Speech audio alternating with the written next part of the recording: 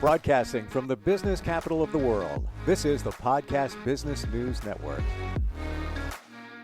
Always loved getting together with Dan Clark. He's your life coach. He's a guy that can change, literally transform your life, whether it's professionally or personally. But what makes him, and I know we've heard the term life coach before, and maybe it's kind of saturated. I don't know. Everybody says it, but what makes him different is he centers on emotion, which is the baseline for everything in our lives. You think about it, everything we do is driven by emotion. Well, he gets the core of the emotion, right to the core of it. And that's how we kind of propel ourselves in our lives. And Dan, it's great to have you back on. How are you? I am doing great. Thank you for having me back again. I love this. Yeah, we get deep sometimes, but for a good reason. Oh my gosh, it's not hard to get there for sure. You're easy to talk to. And as you are too, with all your knowledge and research that you've done. Today, we're going to center on self-awareness. Now, how would we define self-awareness? Well, self-awareness is actually, it's a psychological state where we are suddenly aware that we're the center of a focus. That's self-awareness. You know, so everyone's looking at you. It's like someone being an actor in a play in the front of the room. There's two different kinds of self-awareness, though. There's public self-awareness and there's private public self-awareness. And we're going to differentiate between the two and how we manage that in life. It's so important because how you portray yourself in public or around friends and family is kind of key. And you might not even know the way you're doing it. And I assume that's one of the things that we'll also tackle today as well. It is, because the emotional state that we have in both of those settings is so different. It's like we are two different people. Yeah. I was just about sending an email a couple of minutes ago, and it was about an issue. And I typed it up, it was all ready to go. And I paused and I waited. And I'm like, nah, I'm not going to send it because it might not be the message I want to portray. And some of that stuff can bite you in the butt. So I was just like, hit delete. Don't really need to. Sometimes you need to walk away. Oh my gosh, that's a great idea. I don't know if you've heard this thought or not, but when you are willing to pause and not send an email, especially if it's something that's difficult, if you actually will wait 24 hours, your unconscious brain will rewrite that in a way that will be more effective, because our unconscious brain is so powerful. It's simply waiting. And often, as you said, we don't need to send it either, because often we're just reactive, which is part of self-awareness, just reactive. But if you wait, it's so powerful to let this inner part of you kind of rewrite it for you. It's so hard to wait 24 hours because more times than not, it's going to simmer and steam from within. And I've gotten to the point, this happened twice in the last week or so. Same situation, don't need to go into detail, but I waited about 20 minutes and then I just hit delete. And it's like, I let it go. Let it go. It's all going to work itself out for the better. And I know it's going to work in my direction, but you just want to react to it. You just let it go. Oh my gosh, absolutely. You know, I was thinking earlier today about this word called remuneration. And remuneration means that we can't get away from a thought. We remunerate on it over and over and over. It's called the thinking feeling loop. And when that happens, it's because there's some energy, event that's happened that's triggered something that we can't solve. We don't want it to be that way. And so we go over it and over and over. You wake up in the middle of the evening, middle of the night. I mean, and the same thing you're talking about this email. It's an inability to solve it. And by the way, we all get there. The problem is that in our professional life, we have a tendency to push it away. But when we're with in our personal life, when we're with friends or family or intimate relationship or just kind of relaxing, those things become so powerful because we have, again, these two different things. We want to portray ourselves. When we accidentally push this down too much, it poses lots of difficulties in the way that our brain actually functions. Because if we hold on to a thought or an emotion too long, I love the fact that you're saying letting go of it. If we hold on to it too long, it gets stuck on the inside of us and it shows up at the most inappropriate moments. I mean, you said those things you wish you hadn't said it, right? That's because this energy is on the inside of you and you simply held on to it longer than you should have. How do you release it? Let's go there, because it's not easy. And I know that right away, you will admit that when you have that situation, then it's just, again, it's festering inside you. How do you release that? Well, it's unfortunate, but when that's happening, it's because the moment is actually connected to a bucket of emotions that are similar, that are long gone. Because when you have something you can't let go of right away, it's because there's similar instances, and it doesn't matter whether you remember them or not. Because when we get into that bucket, Think about it like this, and maybe I mentioned this to you before. If we have a glass of water on a table and there's soot in the bottom of it, if we stir that glass really hard, that soot is everywhere. If we let that glass set quietly for a while, that soot goes down to the bottom. Our brains are just like that. If there's a bunch of stuff that's unsolved on the inside of us and something touches it, it's everywhere in our brain. And all we're doing is trying to figure out how to solve it, when really it's because there's multiple pieces there, right? Or it's going over and over. It's like you think about finances or relationship, or, my kid's not doing good in school, or had a flat tire on the way to work, or whatever that stuff is. Once those things get triggered, it's because there's many, many examples in the past that we haven't worked through. So a person who's totally self-aware, totally present, doesn't have the difficulties with those because they've learned how to move away from all of the old stuff first. And that's kind of like practicing, as you said earlier, letting go. But if we let go today, that's great. But if we haven't let go of the past, then those things will creep in and cause you to either misspeak, or to be over angry, or to overthink, or to be stuck in these silly belief systems that we have, or do all kinds of silly things that just don't work in the moment. How do you let those things go from your past if you don't know exactly what they are? And I totally get what you're saying with the glass analogy and the soot. And it's almost all of those pieces of soot, so to speak, are pieces of your past going around with the current situation, and they're all moving around. But how do you identify what those pieces are? Well, you don't have to identify them, which is more fun, because it's not about the event, it's about the emotion. Last time we talked about three things, and I want to go over them real quickly. Emotions, thoughts, and behaviors are tied together. We have a thought in our brain that shows up, and when that thought shows up, it always has an emotion attached to it. And then there's a behavior that's attached to it. If we can think about what we're doing, we can not do the behavior. For example, a thought comes from an emotion. It's kind of a straight line: emotions, thoughts, and behaviors. And the reason that that's important is because the emotion was wired with an event that happened in the past, and we thought about it and we did behaviors, right? So if I'm having pleasant emotions, I'm going to have pleasant behaviors. So that soot isn't about the event, it's about the emotions in the event. And so if we learn how to let go of the emotions that are on the inside of us, that's all we're doing. Learning how to manage or to get rid of the emotion. For example, I am so sad today. I'm just sad. Steve, I'm just so sad. Oh, or I'm angry today. I'm just so angry today. When we actually allow ourselves to be angry, I'm saying just like that, that's how you do that. I'm angry. I'm angry. It's never about what you're doing. You made me angry. It's like, I'm angry. When you say I'm sad, or I'm angry, I'm hurt, what happens? Your body feels the emotion.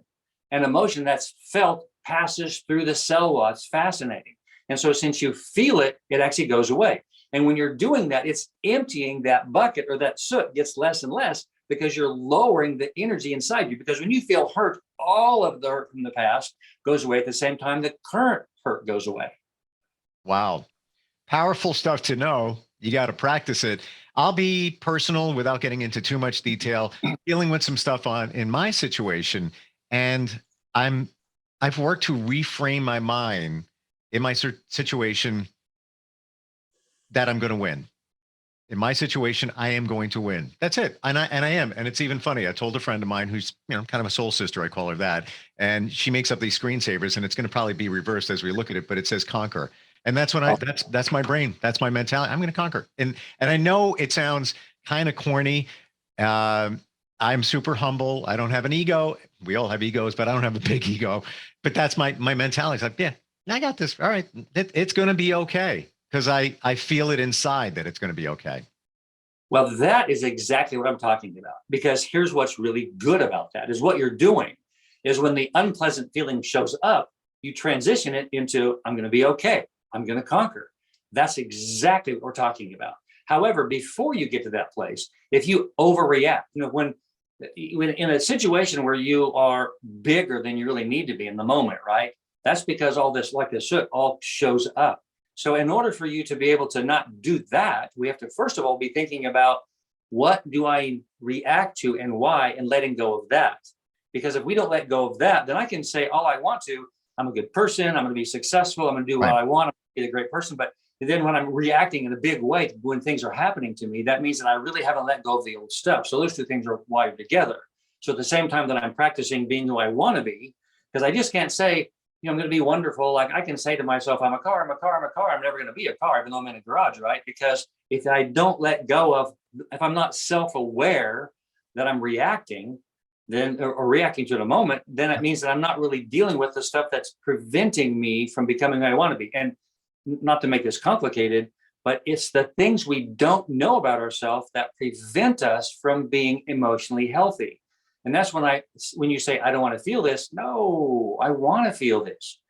I want to allow that to show up. And I can tell that you've done that work. Someone who is truly humble has been vulnerable. Vulnerability and humility are sisters.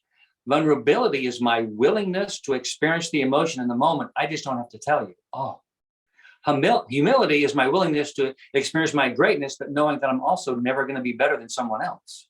Those two things are so powerful in becoming a really healthy individual. In terms of what you're saying, applying to my situation, and it's not about me, I'm just using it as an example for others. I feel that the emotion part of it, I've gotten it down here, and I'm trying to bring up the positivity. That ain't gone. It doesn't easily, and it doesn't easily go away, but it went from here to, maybe down here. Right. So for a moment, let's talk about being self-awareness in my private life, right? Self-awareness is my ability to understand how I'm influencing the world, what I'm doing. I'm aware of what I'm doing to influence the world. In our public life, you and I both have a very good public presence because we know how we're influencing the world. But if someone lives with you, they really know how you influence the world. And if those two things are incongruent, that means there's something going on the inside of you that you need to work through. So that gets back to being aware of, what is my self-awareness? Self-awareness is that I am both the same person at some point in both places at my core, but I portray them differently, right? So I let my guard down when I'm in these private situations or when I'm with myself. What am I thinking about me? What is the core things that I believe to be true about me? Barbara Fredrickson wrote a book called Love 2.0, and she makes this point that, and it's so powerful. We talked about fear before, safe. If I don't feel safe, I'm not going to let myself be vulnerable. It's just true. Mm-hmm. And safety in a public setting is not always possible because there's so many things happening around us. But in a private setting, it's a lot easier to be safe. But if we're never safe, never feel like we can really be ourselves, then it becomes all kinds of difficulties for us because then we're always guarding ourselves. We're not really being our transparent self, not really allowing ourselves to be vulnerable. And, men don't know how to experience emotions because our culture, and you mentioned this last time too, so much about men don't cry. Well, we think that as men, emotions are being over the top and being emotional. No, emotion is feeling in your body what's happening in the moment. That's all it is. That's all it is. I want to share with you, while we're talking about guys, I was talking to a friend of mine and a client. I have, a business as well. And I shared with him what you said last week on your whiteboard in terms of feeling. The question was, when do you feel alive? When do you feel joy? And I'm just recapping here if anybody missed it. And the answer in our culture is always like, well, when I'm hanging out with that person, I'm having a great time. Or, I take a weekend away and I'm having a great time. But your point was, you're not really feeling life because you need to feel sadness, anger, hurt. And you had those on a whiteboard. I explained it to him. He's like, man, that's on target. He got it. It's so true. Yeah. And so again, self-awareness is when I'm aware I'm not wanting to feel those emotions. That means that I'm actually not being alive. Let me read a couple things to you real quick. Sure. Self-awareness is understanding that when self-awareness is that I'm aware of how I not only influence relationships, but I'm aware of accepting my weakness. I'm aware of my judgmentalness. I'm aware of the things that I haven't forgiven in the past. I'm aware that I have enemies and I need to work away from having enemies. I'm aware that I give more in situations that I need to. I'm aware that I can live my life on purpose. When I'm aware, I can change anything about me. But when I'm just living life because it's just how I'm supposed to, then life doesn't go well.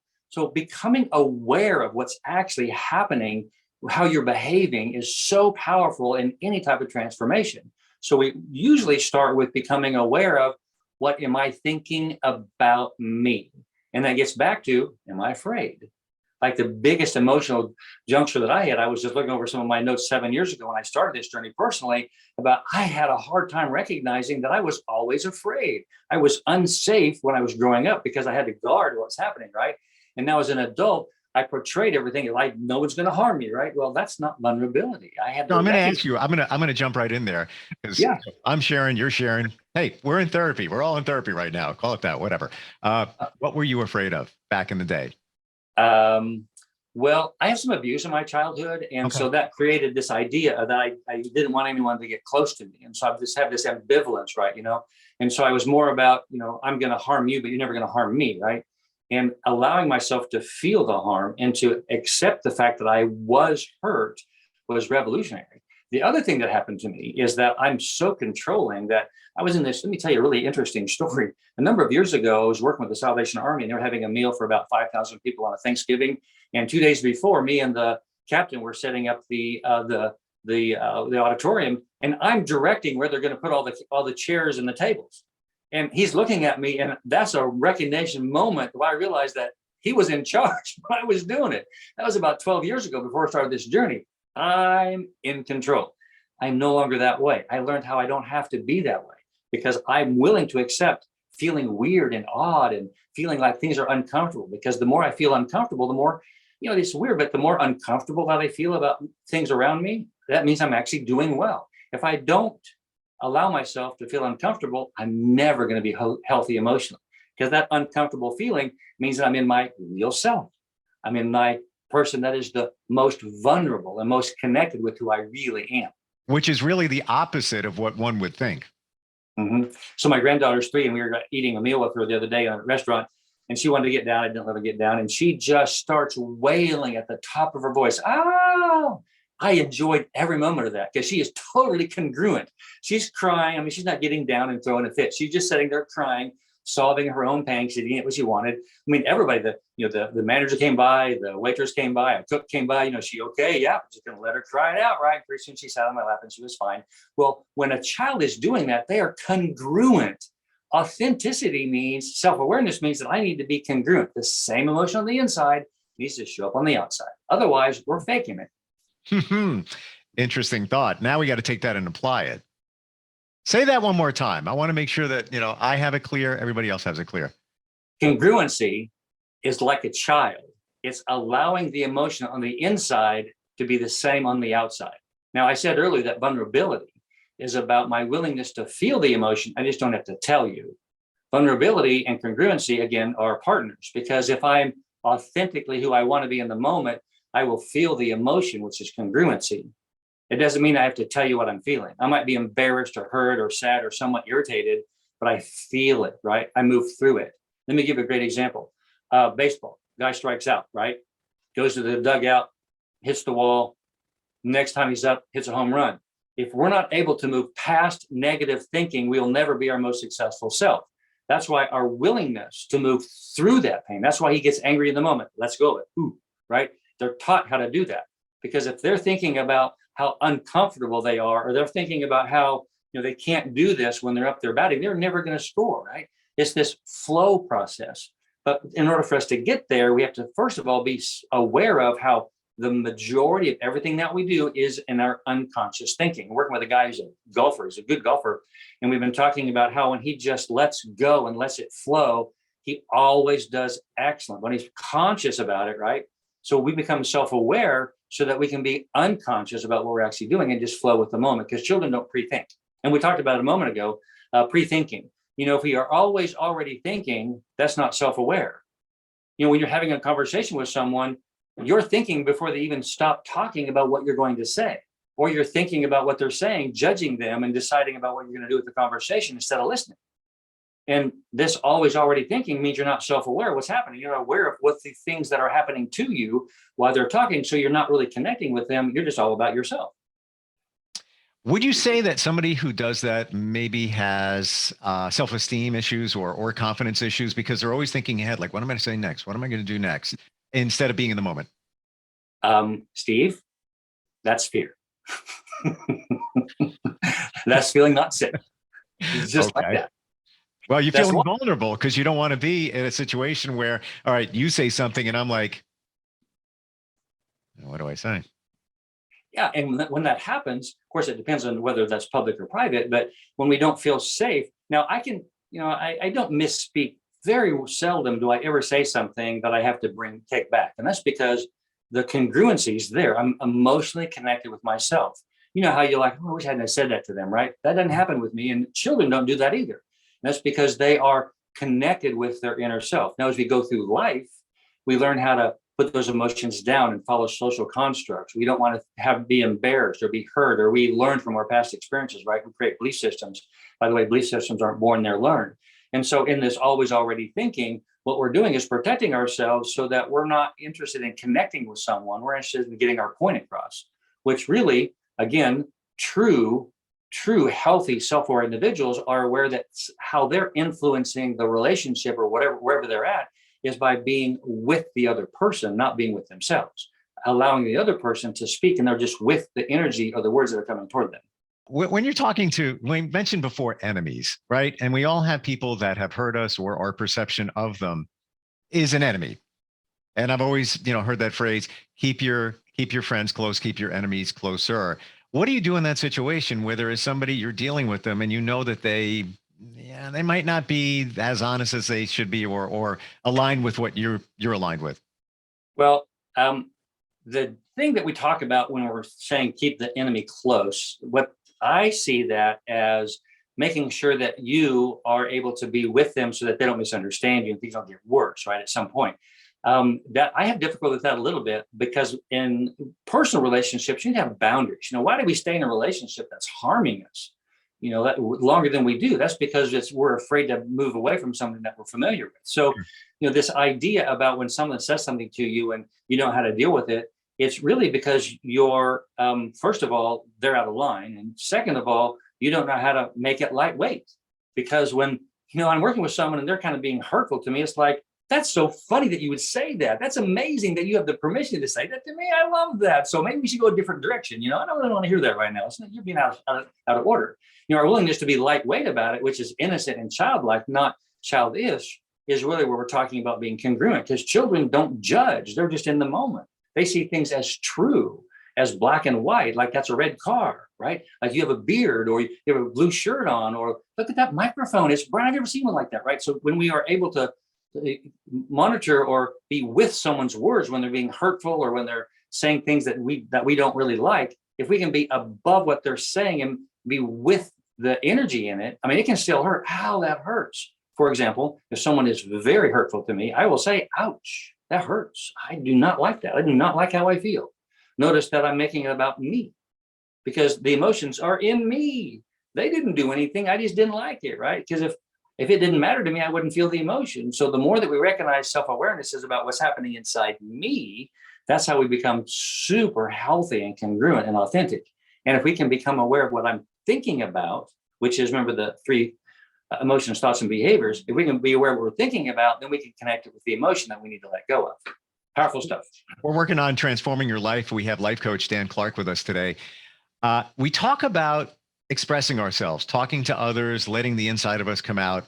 What about when you talk to somebody, let's say a friend, and you're explaining a situation? Maybe it's an ongoing situation in your life. This is what's going on. Here's the latest update. Here's what's happening. Is that harmful to yourself? And how should you position that? Should you be, because a lot of times you're not talking about how you feel. You're talking about what the heck's going on. What, let's say what your boss did or what your spouse did or whatever it is. Well, I'm convinced that you can solve any conflict in 10 minutes or less. I don't disagree. And the reason is because you just get right to the point. Like, I just didn't like that. Didn't work for me, right? The story that you're telling is very important to pay attention to what you're saying, because the story reveals what you really think. Your belief system is in the story. They did this, they did that, they shouldn't do this, I should do that. Why are they doing that? What's wrong with them? The world is treating me badly. That's just the story. The story really means nothing. The story is just avoiding the emotions that you don't want to really experience or that you don't want to admit. That's what I'm getting at, Dan. That's exactly what I'm getting at. Yeah. Yes. So the story is always about what's happening. Well, again, I can tell a story about what happened because it's funny. And I can even tell a story that's got some maybe longer than 10 minutes, but that's because I'm building up to something that's just really fun and to talk about. But when it's a story about something that happened that I didn't like, when something's going wrong, those stories don't need to be long. That just makes, because you're just holding on to the emotion. I just didn't like it. Like I try to tell people, when I'm working with someone, I don't want to hear the stinking story. Don't tell me all the details. There's nothing good in the details of what happened. It's just the way that your brain is processing how you're blaming them for what happened. Let's get right to the point. You just didn't like it. Doesn't matter what happened. What are you going to do with the dislike? Interesting. Yeah, but we don't do that. We don't. So let me give you a project. If you want to work on how to make your brain function different, make a list of all the things that you dislike for a week. All the things you can think of. Like I dislike the color purple. I never wore the color yellow. I don't like warm. I don't like Ford. It doesn't matter. I don't like who put that silly stoplight there. Start making a list of things that you dislike, because if you become aware of what you dislike, it's a lot easier to move away from them than if you just always push them away. And then make a list of the things that you like. Now, brains are really interesting because what we think about comes true, or what we think about is what we focus on. And it's like, well, why do I want to think about what I dislike? Because you don't think about it enough, right? And if you practice thinking about it, you can move away from it a lot faster. Because if you don't let go of the dislike, like the soot in the cup, then you don't let go of it. Like I just dislike that. It's just a no. Very easy to do. But that like and dislike list will help your brain become more aware of noticing what you dislike and then moving away from it. It's like, it's easier to let go of a dislike than it is to let go of I hate, right? No, it's just you dislike. It's lightweight. You just dislike the way they treated you, right? It's not forgiveness. It's just dislike it. And you can move a lot easier away from a dislike than you can a very harmful hurt. When you make it, you just disliked it. Okay, so you're reframing it and you're taking the things that maybe you hate, so that's a very strong word, and turning them into dislikes. Am I hearing you right? Correct. Absolutely. So I can use different language here too. We have I want and I need. Well, we don't need anything but maybe air and water and food. But I need you. No, I don't need anything. I want it. Want is lightweight. I can let go of anything that I want because I just wanted it and didn't get it, right? But if I need something, it's super pressure. What our brain doesn't get as a child, it demands as an adult. And we're needy. It's I just need you to be there for me. And I need you to take care of me. I need something. It's because some emotional need didn't get met as a child. That's why if you're paying attention to the language, you can figure out what you're missing or becoming self-aware of what's happening on the inside of you. Fascinating how you present that. And when you explain it, it's crystal clear. And even something as simple as writing those things that you dislike, it's clear in front of you, as opposed to as you go through your daily day. We have 50,000 thoughts, 70,000 thoughts a day. It's happy thought. You can't really get a grasp on what you dislike and or hate potentially, unless you see it in black and white in front of you. Right. And if you turn the hate to dislike, that's all you're doing. Yeah. Powerful stuff. Moving everything to dislike. All about self-awareness. Dan, always great having you on. Oh my gosh. I learned so much. I think we all and there are life coaches, and then there's you, which makes you different. And I'm sure that when somebody meets with you, even for a consult, that you can set them on a path. But unless you get in touch with the emotion inside, I truly believe you're just kind of spinning your wheels. You're not really deeply connecting with yourself. It's more of a life coach could be giving you a plan, but you're doing the plan. You're not living the plan. So true. So true. Tell everybody how they connect with you. Well, it's transformlife.net. When you get there, there's a couple of boxes that connect with me, where you can set an appointment with me or call you back.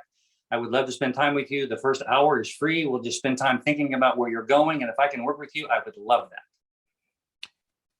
I'm not thinking about what I'm going to say right now, by the way, because we were talking about that before. I'm not. What is that? Always already thinking? Is that what it was? Always already thinking. Yeah. Don't do that. Just live in the moment. Great having you on, Dan. I really appreciate it. Well, thank you, Steve. Yep. We'll catch up next time. And all right. We'll be right back.